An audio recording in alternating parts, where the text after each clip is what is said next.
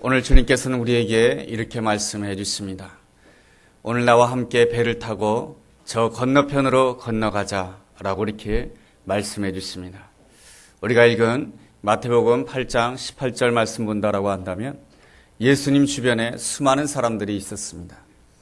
예수님 주변에 수많은 사람들이 있었던 그 이유는 예수님이 가시는 그곳마다 기적의 역사가 일어났기 때문에 그렇습니다. 병고침의 역사가 일어났고 사람들이 생각하지 못했던 놀라운 하나님의 역사를 보게 되자 수많은 사람들이 예수님 주변으로 몰려오게 되었습니다. 많은 사람들이 예수님을 환영했기 때문에 예수님께서는 그 환영하는 수많은 사람들과 함께 있다라고 한다면 행복할 수가 있었을 것 같은데 예수님께서는 제자들에게 이렇게 말씀해 주십니다. 나와 함께 배를 타고 저 건너편으로 가자라고 말씀해 주십니다. 저 건너편이란 어떠한 곳입니까? 사람을 의지하는 것이 아니며 오직 하나님 한 분만을 철저하게 의지하는 곳입니다. 우리는 사람과 함께 살아가기 때문에 사람들로 인해서 영향을 많이 받으면서 살아가게 됩니다. 주변 사람들이 나에 대해서 좋은 말을 해주고 격려해주고 또 위로해주면 우리의 마음이 굉장히 기쁘고 즐겁지요. 또 당신 참 잘한다 이 말을 해주면은 왠지 모르게 우리의 마음이 우쭐해지기도 합니다. 그렇지만은 나와 함께 살아가는 모든 사람들은 항상 나에 대해서 좋은 말만 해주지 않습니다. 때로는 나에게 어려운 말도 해주고요. 때로는 나에게 싫은 말도 해주고요. 때로는 내가 듣기 어려운 그 판단과 정죄의 말도 나에게 해주게 됩니다.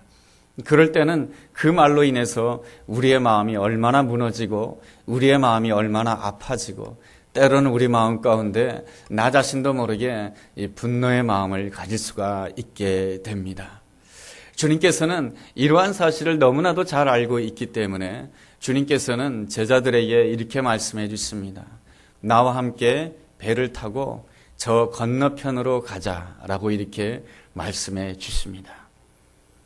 주님과 함께 배를 타고 주님께서 예비해 놓으신 저 건너편으로 간다라고 한다면 모든 일이 좋아야 될 것 같은데 제자들이 가는 그 길에 풍랑이 일어나게 됩니다. 주님과 함께 가는 그 길에 풍랑이 일어나게 되면 우리 마음 가운데 실망이 있게 되는 것이죠. 왜 하나님께서는 내가 주님과 함께 배를 타고 가는데 왜 이러한 어려운 일이 생기게 할까? 주님께서 함께 배를 타고 가면서도 풍랑이 일어나는 것을 허락하시는 이유는 옛 습관을 완전히 끊어버리고 하나님께서 예비해 놓으신 저 건너편으로 온전히 가도록 하기 위한 하나님의 또한 따뜻한 배려가 있는 것입니다. 주님께서 우리를 향해서 나와 함께 배를 타고 저 건너편으로 가자.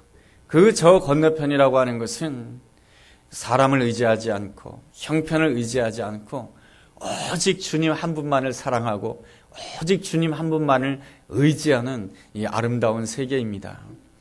이런 세계를 어떻게 설명해야 될까요? 이외수라고 하는 분이 화선지라고 하는 시를 썼어요. 이 화선지라고 하는 시는 이러한 말로 시작됩니다. 새 한 마리를 그려넣게 되면은 모든 여백은 하늘이 되어라. 이렇게 말합니다. 그러니까 이 화선지에 이가 있는데요. 거기에다가 새 한 마리를 딱 그려넣게 되면은 모든 여백이 하늘이 된다라고 하는 시인 것입니다. 멋있는 시 같지 않습니까? 저는 그 시를 읽으면서 이러한 생각을 해보게 됩니다. 내가 온전히 주님을 의지하고 온전히 주님을 만나게 된다라고 한다면 주님께서 지시하는 저 건너편이라고 하는 것은 하나님께서 예비해 놓으신 젖과 꿀이 흐른 땅이 되는 줄로 믿습니다. 그러기에 주님께서는 우리에게 말씀해 주십니다. 나와 함께 배를 타고 저 건너편으로 가자. 그렇지만은 풍랑을 만나는 제자들의 모습을 보게 됩니다. 우리는 다 누구입니까? 주님과 한 배를 탄 사람입니다. 내가 예수님을 영접하길 원합니다. 어느 누구도 사람들이 크리스마스가 다가오게 되면 메리 크리스마스 하면서 트리를 달면서 주님의 성탄, 축성탄하면서 글자를 써붙이긴 하지만은 예수님을 진실로 나의 구주로 영접하지는 않습니다. 그러나 이 자리에 앉아있는 모두는 예수님을 나의 주님으로 영접한 사람입니다. 나의 주님으로 영접한 사람은 바로 주님과 함께 한 배를 타고 가는 삶인 줄로 믿습니다. 주님과 한 배를 타고 가는 것으로 기뻐하고 풍랑이 있다 할지라도 그 풍랑을 잘 이기면서 내가 사모합니다. 내가 주님과 함께 친밀해지기를 원합니다. 내가 주님과 더 가까워지기를 원합니다. 그렇다라고 한다면 내 심령이 한 마리의 새가 된다라고 한다면 내 모든 여백이 하늘이 되고 모든 여백이 하나님께서 역사하시는 젖과 꿀이 흐르는 땅, 축복의 땅이 될 것을 믿습니다. 그렇다라고 한다면 이 풍랑이는 이 바다를 주님과 함께 어떻게 잘 건너갈 수가 있겠습니까? 첫째로 우리는 주님과 한 배를 타고 갈 때에 날마다 주님을 깨울 줄 알아야 되는 것입니다. 이 풍랑이 일어나게 되었는데 주님은 잠자고 계셨던 것입니다. 25절 말씀 보면 그 제자들이 나와 깨우며 이르되 주여 구원하소서 우리가 죽겠나이다. 이 제자들은 너무너무 힘들어서 주님을 깨우고 있습니다. 우리가 죽게 되었나이다. 그들 앞에서 얼마나 커다란 풍랑이 일어나게 되었는지 그 풍랑이 너무너무 무섭습니다.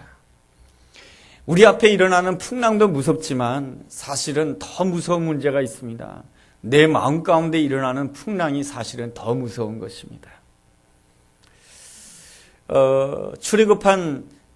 출애굽했던 이스라엘 백성들이 모세의 인도함을 따라서 애굽을 나오게 됩니다. 그런데 그들이 무엇을 만나게 됩니까? 홍해바다를 만나게 되죠. 이 홍해바다가 막 출렁거리고 있습니다. 홍해바다가 막 넘실대고 있습니다. 홍해바다가 자신들을 다 삼킬 것 같습니다.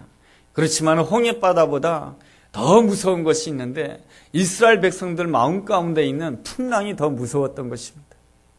그들의 마음 가운데는 그 홍해바다를 보자마자 그 마음 가운데는 풍랑이 일어나기 시작했습니다. 하나님을 원망하는 풍랑이 일어나기 시작했고 후회하고자 하는 풍랑이 일어나기 시작했습니다. 내가 괜히 여기까지 왔나 보다. 내가 괜히 모세를 따랐나 보다. 여기 와서 죽게 되는구나. 원망과 절망의 풍랑이 그 마음 가운데 일어나게 되면은 아무것도 감당할 수가 없게 되는 것입니다. 비록 풍랑이 일어나지만은 모세의 마음 가운데는 풍랑이 일어나지 않았습니다. 모세의 마음은 주님 앞에서 잔잔했던 것이죠. 이러한 글이 있습니다. 우리의 마음의 호수가 잔잔해야 하늘이 보인다라고 말이죠. 이 마음의 호수가 잔잔해야 그 호수 가운데 무엇이 보이게 됩니까? 하늘이 보이게 되어지는 것이죠. 그러나 마음의 호수가 막 춤을 추게 되면은 하늘이 보이지 않게 되는 것이죠. 늘 하나님 앞에 엎드릴 줄 아는 자, 하나님 앞에 늘 기다릴 줄 아는 자는 항상 자기 마음의 호수를 잔잔하게 할 줄 아는 자인 것이죠. 그럴 때에 하늘이 그 마음의 호수에 비치게 되고 하나님의 뜻이 무엇인지를 깨닫게 되는 것이죠. 모세가 그러한 사람이었습니다. 그래서 모세는 비록 큰 바다, 홍해바다가 그들을 막고 있었지만은 그의 마음은 잔잔하게 되었을 때에 하나님의 뜻을 알게 됩니다. 그래서 함께 따르는 이스라엘 백성들을 향해서 이렇게 선포를 하게 되죠. 여러분들 가만히 있으십시오. 잠잠하십시오. 그리고 이 순간에 하나님이 어떻게 행하시는가를 함께 보십시다. 이렇게 하면서 그들의 마음을 잔잔하게 했을 때에 하나님께서 그들의 삶 가운데 임재해 주시고 하나님께서 임재해 주실 때에 길이 전혀 보이지 않았고 길이 전혀 열리지 않았을 것 같은 그 홍해바다에 길이 열려지게 되고 이스라엘 백성들이 그 바다를 다 건너가게 되는 놀라운 은혜의 역사가 주어졌습니다. 이것이 바로 하나님께서 역사하시는 아름다운 모습인 것입니다. 우리가 어려움에 처하게 될 때마다 왜 나에게 이러한 시련이 있을까? 그러한 것으로 자꾸만 왜라고 하는 것을 묻지 마시고 내가 항상 깨달아야 될 것은 내가 주님과 함께 배를 타고 가고 있다라고 하는 확신을 가져야 되는 것입니다. 그리고 예수님이 바로 내 인생의 선장이 되어주신다라고 하는 것을 알아야 되는 것입니다. 어떤 배에서 일어난 사건입니다. 배가 막 풍랑이 일어나고 있습니다. 모든 사람들이 이 바다의 풍랑을 보고 막 그냥 놀라게 됩니다. 그런데 어린아이 하나만은 걱정하지 않고 배 갑판에서 노래를 부르면서 놀고 있습니다. 야, 사람들이 묻습니다. 얘야, 너는 이 풍랑이 걱정되지 않느냐? 그러자 소년은 이렇게 말하게 됩니다. 걱정하지 마세요. 우리 아버지가 선장이거든요. 우리 아버지가 아무 말 하지 아니하면 아무 문제 없는 것입니다. 이것이 무엇입니까? 온전히 나의 성장되는 그 주님을 의지하는 아름다운 그 모습 아니겠습니까? 우리가 늘 주님께 초점을 맞춘다라고 한다면 얼마든지 이 놀라운 믿음을 가지고 우리 마음 가운데 있는 풍랑을 잠재우고 내 마음의 풍랑이 잠자게 되었을 때에 우리는 내 밖에 있는 풍랑도 잠재울 수 있는 놀라운 능력을 가질 수가 있게 되는 것입니다. 두 번째로 주님의 그 긍휼하심을 알아야 되는 것입니다. 주님께서는 참 우리를 긍휼히 여기시는 분이십니다. 어떻게 우리 주님께서 나를 긍휼히 여기실까? 마태복음 우리 8장 24절에 보면 말이죠. 예수님께서 주무시고 계셨다. 큰 놀이 일어나고 있는데 예수님께서 주무시고 계신 것이에요. 예수님이 주무셨다라고 하는 이 사실은 우리에게 얼마나 놀라운 위로가 되는지 모릅니다. 예수님께서 주무셨다라고 하는 사실이 왜 우리에게 위로가 되는 것입니까? 예수님은 큰 풍랑이 일어나는 가운데서도 예수님은 잠을 자셨습니다. 예수님이 풍랑 가운데서도 잠을 자셨다라고 하는 것은 예수님께서 그만큼 하나님을 의지했다라고 하는 것입니다. 예수님은 바로 이 풍랑보다 더 크신 하나님을 바라보았다는 것입니다. 우리의 문제는 항상 무엇입니까? 문제가 너무 커 보인다라고 하는 것입니다. 인간관계가 너무나도 커 보인다라고 하는 것입니다. 물질의 문제가 너무나도 커 보인다라고 하는 것입니다. 우리가 예수님을 믿는다라고 한다면, 예수님을 온전히 의지한다라고 한다면 예수님께서 주무실 때 나도 잠을 잘 수가 있는 것이고요. 예수님께서 일어나시면 나도 일할 수가 있게 되는 것입니다. 그래서 잠잘 때는 자야 되고요. 일어나야 될 때는 일어나야 되는 것입니다. 그렇게 하기 위해서는 어떻게 해야 됩니까? 항상 예수님께 초점을 맞춰야 되는 것입니다. 예수님께서 주무시면 나는 기다리면 되는 것이고 예수님이 일어나시면 나는 일하면 되는 것입니다. 예수님께 초점을 맞춘다라고 한다면 주님께서는 반드시 깨닫게 하십니다. 네가 쉬어야 될 때다. 네가 기다려야 될 때다. 네가 일어나야 될 때다. 그런 것을 반드시 깨닫게 해주신 줄로 믿습니다. 여러분, 요셉이라고 하는 사람이 애굽 땅에 노예로 끌려가게 되었을 때 내가 언제 이 어려운 노예 생활에서 해방될 수 있을까요? 맨날 그것을 질문하고 물었다라고 한다면 요셉은 아마 풍랑이 너무나도 커 보여서 그 풍랑 가운데 그만 죽을 수밖에 없었을 것입니다. 그러나 그 풍랑이 일어나게 했을 때 주님께서 주무시는 것을 보고 주님을 기다렸던 것입니다. 몇 년 동안 기다렸던 것입니까? 13년을 기다렸던 것이죠. 주님께서 주무실 때 나도 기다리는 것이죠. 그리고 주님께서 일하실 때 나도 일하는 것이죠. 말이죠. 이러한 삶이 우리 가운데 있게 되기를 주의 이름으로 축원합니다. 여러분, 그리고 또한 주님께서 주무셨다라고 하는 것은 우리에게 참 큰 위로가 됩니다. 주님께서 풍랑이 일어나는 가운데서도 주무신 이유가 무엇입니까? 주님께서 피곤하셨기 때문에 주무신 거예요. 주님께서 이 땅에 오셨습니다. 어떻게 오셨습니까? 연약한 아기의 모습으로 오셨습니다. 주님께서는 목수의 아들로 이 세상에서 이렇게 사셨습니다. 그래서 우리 주님께서는 연약하다는 하는 것이 무엇인지 너무나도 잘 아시고 주님께서는 가난하다고 하는 것이 너무너무 잘 아십니다. 우리의 못난 모습에 대해서 너무너무 잘 아시는 것이죠. 그러기에 우리 주님께서는 얼마든지 우리를 긍휼히 여길 수 있는 그러한 주님이십니다. 주님께서 십자가를 앞두고 간절히 겟세마네 동산에서 기도했어요. 그랬을 때 제자들이 어떻게 했습니까? 제자들이 다 잠을 잤어요. 여러분이라고 한다면은 이 제자들을 볼 때 얼마나 마음이 속상하겠어요. 나는 이렇게 열심히 기도하는데 너희들은 기도도 하지 않고 잠만 자고 있구나. 그러나 주님께서는 그렇게 말씀해 주지 않으셨어요. 그 못난 제자들을 보면서 뭐라고 말씀해 주셨냐면 너희들이 마음은 원이지만 육신이 연약하구나 하면서 주님께서는 그 제자들의 못난 점을 이해해 주시고 긍휼히 여겨주셨습니다.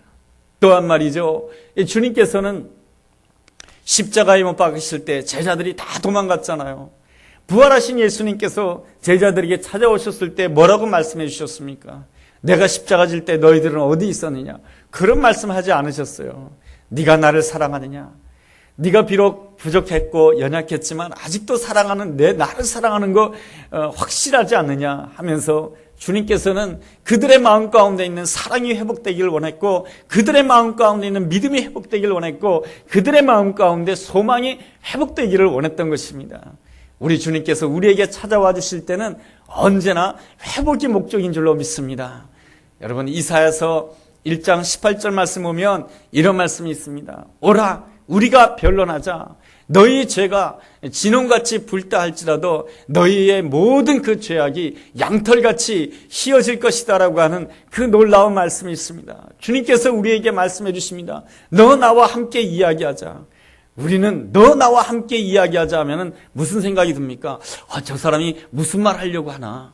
저 사람이 나에 대해서 무슨 책 잡으려고 하나? 이렇게 생각이 들지 않겠습니까? 그런데 주님께서 너 나와 변론하자라고 말씀해 주시는 것은 내가 너를 회복시키고 싶어. 너의 죄가 아무리 진홍같이 붉다 할지라도 너의 삶 가운데 온전한 회복, 그리고 너의 죄가 아무리 진홍같이 붉다 할지라도 나는 너의 죄에 대해서 양털 처럼 시게 만들 거야. 이것이 바로 주님의 의지요, 주님의 아름다운 회복의 의지인 줄로 믿습니다. 주님께서는 우리를 초청하실 때의 목적은 우리를 정죄하시기 위한 것도 아니고, 우리를 판단하시기 위한 것도 아니고, 우리의 흠을 잡으려고 우리를 부르시는 것이 아니고, 우리를 회복시켜 주시기 위해서 너 나와 변론하자, 너 나와 함께하자, 너 나와 교제하자라고 하는 주님의 놀라운 은혜가 있는 줄로 믿습니다. 그래서 주님께서는 오늘도 우리에게 말씀해 주십니다. 너 나와 함께 배를 타고 저 건너편으로 가자. 나와 함께 교제하자라고 말씀해 주시는 귀한 주님이신 줄로 믿습니다. 셋째로, 우리가 주님께서 나를 회복시키신다라고 하는 그 사실을 확실히 믿는다라고 한다면, 주님께서는 나에게 찾아오시면 나를 회복시킬 거야, 그 확신을 가진다라고 한다면 그 순간부터 주님의 권세가 나의 권세가 되는 것을 믿을 수가 있게 됩니다. 여러분, 오늘 성경에 나와 있는 주님의 권세는 어떠한 권세입니까? 바람과 바다도 잔잔하게 하시는 놀라운 권세인 줄로 믿습니다. 오늘 성경에 보면 이런 말씀이 있습니다. 27절 말씀 보면 그 사람들이 놀랍게 여기에 이르되 이가 어떠한 사람이기에 바람과 바다도 순종하는고 라고 말씀해 주고 있습니다. 주님 앞에서는 어떠한 바람도 어떠한 흉흉한 바다라 할지라도 그 모든 것들이 주님 앞에서는 잔잔하게 되는 놀라운 역사가 일어나기를 줄로 믿습니다. 여러분, 우리 앞에 있는 바람과 바다도 큰 문제이지만 더 큰 문제가 뭐라고요? 바로 우리 마음 가운데 있는 이 풍랑인 것입니다. 우리 마음 가운데 이 풍랑이 일어나게 되면 말이죠, 참 힘듭니다. 이게 회복하기가 어려워요. 그렇지만 말이죠, 주님께서 내가 주님과 함께 배를 타고 가겠습니다, 그 마음을 가지면 우리는 내 안에 어떠한 풍랑이 있다 할지라도 그 풍랑과 그 바다가 주 안에서 잔잔해지게 되는 놀라운 역사가 있게 될 줄로 믿습니다. 여러분, 그것이 뭡니까? 하나님이 주시는 샬롬이며 하나님이 주시는 평강의 놀라운 은혜 아니겠습니까? 우리가 이 전을 나갈 때에 우리의 마음이 평강해진다라고 한다면 우리는 내 앞에 있는 그 어떤 그 풍랑과 어떠한 그 광풍에 대해서도 승리할 수 있는 놀라운 하나님의 사람이 될 수가 있습니다. 어떤 김집사님이란 분의 그 간증을 읽어보았습니다. 김 집사님은 시집 오기 전에는 예수 믿는 사람이 아니었어요. 그런데 시집 오면서 예수를 믿는 사람이 되었습니다. 시어머니의 권유에 따라서 교회에 나가기 시작했습니다. 그래서 열심히 신앙생활을 하려고 했는데 그만 남편이 이 김 집사님에게 커다란 상처를 주었어요. 상처를 주었는데 이 김 집사님이 더 힘들었던 것은 옆에 계신 시어머니였어요. 왜냐하면 시어머니가 그 아들을 좀 나무래면 좋은데 하나도 나무래지 않고 오히려 시어머니를 두둔하는 그 모습이 이 김 집사님 마음이 너무너무 싫고 너무너무 힘이 들었어요. 그러다가 보니까 그 마음 가운데 슬픔이 생겼고 그 마음 가운데 우울함이 생겼어요. 그러면서 교회 나와서 목사님을 통해서 하나님 말씀을 듣는데 말씀을 들으면 자기 자신도 모르게 그 말씀을 통해서 은혜 받고 그렇습니다, 하나님 내가 부족합니다, 하나님 내가 연약해요, 그렇게 고백하는 것이 아니고 그 말씀을 가지고 남편을 정죄하고 그 말씀을 가지고 시어머니를 판단하고 늘 남편을 정죄하고 시어머니를 판단한 그런 생각이 계속해서 머릿속에 드는 거예요. 그러다가 보니까 그 남편과 시어머니의 신앙생활을 보니까 신앙생활에도 세상 사람들이랑 똑같아 보여요. 저렇게 신앙생활에서 못하나. 그런 생각 가운데 그 김집사님의 마음은 점점 하나님께로부터 멀어지게 되고요. 그 마음은 점점 슬퍼지게 되고 그 마음 가운데 우울한 마음이 자꾸만 들어오기 시작했습니다. 그러던 어느 날 그의 삶 가운데 큰 풍랑이 일어나게 됩니다. 어떤 풍랑이 일어나게 되냐면 그 아들 상호라고 하는 아들이 있는데 그 상호라는 아들이 갑자기 발작을 일으킵니다. 너무나도 놀라서 아들을 데리고 병원의 응급실로 달려갔는데 아들이 깨어나질 않습니다. 의식이 회복되지 않습니다. 급하게 병원에서 사진을 찍어보니까 이 뇌파에 무슨 문제가 있다라고 하는 것이죠. 뇌파에 문제가 있기 때문에 이러한 아이의 경우에는 계속해서 발작이 일어난다라고 하는 것이죠. 내 사랑하는 아들에게 순간순간마다 발작이 일어난다라고. 이것은 김 집사님에게 너무너무 큰 충격이었고 너무너무 커다란 풍랑이었던 것입니다. 그 풍랑 앞에서 감당할 수 없는 그 마음을 가지고 결국 하나님 앞에 나가게 됩니다. 하나님 앞에 나가서 눈물로 기도할 수밖에 없었고 또 기도할 수밖에 없었습니다. 의사의 말에 이 뇌파에 문제가 있어가지고 계속해서 발작을 일으킬 수 있다고 하니 이 모든 문제를 앓을 분은 하나님밖에 없다는 생각에 하나님 앞에 나가서 기도하기 시작했습니다. 그의 기도의 내용이 이렇습니다. 하나님, 이 모든 광풍은 나의 안일한 신앙생활을 일깨우기 위해서 하나님께서 허락하신 사건이라고 생각합니다. 내가 하나님 앞에 온전히 기도해야 되는데 기도하면서 신앙생활하지 못하였습니다. 내가 하나님 앞에서 신앙생활을 똑바로 못하면서 늘 시어머니를 정죄하였고 남편을 판단하였습니다. 내 안에 정죄하는 마음, 판단하는 마음을 주님 용서하여 주옵소서. 남편을 진심으로 용서하고 싶습니다. 그리고 나도 가족들로부터 용서받고 싶습니다. 하나님께서 세례받으신 예수님을 향하여 이는 내 사랑하는 아들이요 내 기뻐하는 자라고 말씀해 주신 것처럼 내 몸과 내 마음이 깨끗해지기를 원합니다. 그래서 주님께로부터 너는 내 사랑하는 자녀요 내 기뻐하는 딸이라고 하는 그러한 음성을 듣기를 원하며 내 사랑하는 아들이 주님께로부터 내 사랑하는 아들이요 내 기뻐하는 자라고 하는 그러한 음성을 듣기를 원합니다. 하나님, 내 아들 상호에게 아무 이상이 없기를 원합니다. 그렇게 기도하다가 마지막에 가서는 혹시라도 좋지 않은 결과가 나온다 할지라도 나와 내 남편이 이 사실을 다 담담하게 받아들이고 하나님의 인도를 받게 해달라고 하나님 앞에 부르짖었습니다. 그렇게 기도하는 가운데 김 집사님은 시어머니를 판단하고 남편을 정죄했던 그 모든 죄를 회개하였습니다. 그러자 그 마음 가운데 풍랑이 잔잔해지기 시작했던 것입니다. 마음 가운데 이 풍랑이 잔잔해지자 마음 가운데 있는 슬픈 마음도 물러가게 되고 우울한 마음도 물러가게 되었던 것입니다. 그렇게 마음의 평온을 찾은 다음에 일주일이 지나서 다시 병원에서 연락이 왔습니다. 아들의 그 뇌파 검사를 정밀 진단을 했거든요. 그래서 의사를 만나게 됩니다. 의사가 이렇게 말을 해줍니다. 아드님 상호에게는 아무런 이상이 없습니다. 참 그 말을 들었을 때 그 집사님은 너무 감격스러웠다라고 하는 것입니다. 외부에서 일어나는 풍랑도 커다란 문제인 것이죠. 내 앞에 경제적인 풍랑, 그리고 인간관계의 풍랑, 그것보다 더 중요한 문제가 있습니다. 내 안에 일어나는 이 풍랑을 잠재울 줄 알아야 되는 것입니다. 내 안에서 주무시고 계시는 예수님을 날마다 깨워야 되는 것입니다. 내가 기도로서 주님을 깨우고 말씀 묵상을 통해서 주님을 깨우고 내가 주님을 더 가까이 하기를 원합니다. 그 마음으로 주님을 깨운다라고 한다면 주님이 주시는 그 거룩한 마음을 통해서 주님이 허락하시는 그 사랑의 마음을 통해서 주님이 허락하시는 그 용서의 마음을 통해서 내 안에 있는 미움의 바람에 대해서 내 안에 있는 분노의 바람에 대해서 내 안에 있는 원망의 바람에 대해서 주님처럼 꾸짖을 수가 있는 것입니다. 예수님께서 그 풍랑이는 바람과 바다를 향해서 꾸짖으신 것처럼 나도 믿음으로 꾸짖을 수가 있게 되는 것입니다. 그랬을 때 내 안에 있는 모든 풍랑이 잔잔해진다라고 한다면 밖에 있는 그 모든 풍랑은 주님의 은혜 가운데서 온전히 잔잔해지게 되는 놀라운 은혜가 있게 될 줄로 믿습니다. 그러기 위해서는 우리가 더 겸손해져야 되는 것이죠. 우리는 이 성탄의 계절에 주님께서 이 땅에 오실 때 너무 낮은 자리에 오지 않으셨습니까? 어떤 자리에 오셨습니까? 말구유 가운데 오셨죠. 여러분, 말구유 참 고상한 말 같아요. 그러나 말구유를 직설적으로 이야기한다라고 한다면 말밥통인 것이죠. 이 말밥통에는 무엇이 떨어져 있겠습니까? 말에 침이 섞여져 있지 않겠습니까?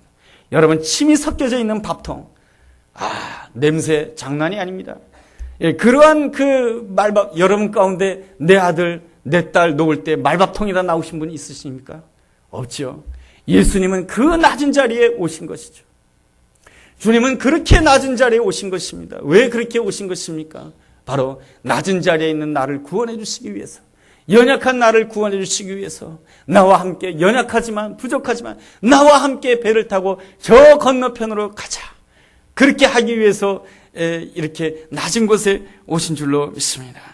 그런데 우리는 조금만 낮아지면 그것 때문에 힘들어, 조금만 낮아지면 그것 때문에 수치스럽게 생각하고, 조금만 낮아지면 너무너무 힘이 들어갑니다.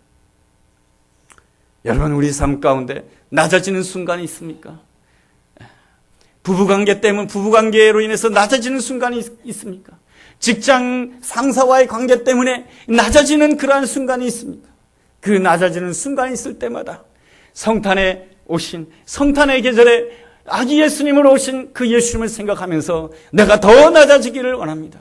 여러분, 그렇게 한다라고 한다면 순식간에 내 마음의 풍랑이 잔잔해질 것입니다. 내 마음의 풍랑이 잔잔해질 때 외부에 있는 그 풍랑이 예수의 이름으로 온전히 잔잔해지게 될 줄로 믿습니다. 그럴 때에 하나님께서 하시는 놀라운 은혜와 평강이 여러분의 삶 가운데 함께함으로 인해서 여러분의 영혼이 잘 될 때, 여러분의 영혼이 잘 되는 것만큼 하나님께서는 반드시 범사가 잘 되도록 역사해 주시고 축복해 줄 줄로 믿습니다. 그 아름다운 은혜가 사랑하는 우리 모든 성도님들에게 함께하게 되기를 주의 이름으로 축원합니다. 기도하겠습니다. 하나님 아버지, 주님과 함께 배를 타고 가기를 원합니다. 주님과 함께 배에 오른다라고 한다면 주님께서는 우리의 삶을 가장 아름답게 책임져 주실 줄로 믿습니다. 우리가 우리 앞에 있는 그 풍랑 앞에서 때로는 두려움과 원망 가운데 있을 수가 있지만 주님께서는 내일에 아무것도 간섭하지 아니하시고 주무실 때도 있지만, 주무시는 것처럼 보일 때도 있지만 주님께서는 얼마든지 나를 지키시고 지금도 눈동자처럼 나를 보호하고 계심을 믿습니다. 기도로 주님을 깨우기를 원합니다. 말씀 깨달음으로 주님을 깨우기를 원합니다. 그럴 때에 바람과 바다도 꾸짖으시는 그 주님의 놀라운 권세가 내 권세가 될 줄로 믿습니다. 주님께서 주신 그 권세를 가지고 내 안에 있는 그 모든 풍랑과 그 바람을 향해서 꾸짖는 놀라운 믿음 허락하여 주옵소서. 그리함으로 해서 내 마음이 평강이 임함으로 인하여서 내 범사가 잘 되는 아름다운 복이 이 시간 머리 숙인 사랑하는 모든 성도님들에게 임하여 주옵소서. 예수님의 이름으로 기도드렸습니다. 아멘.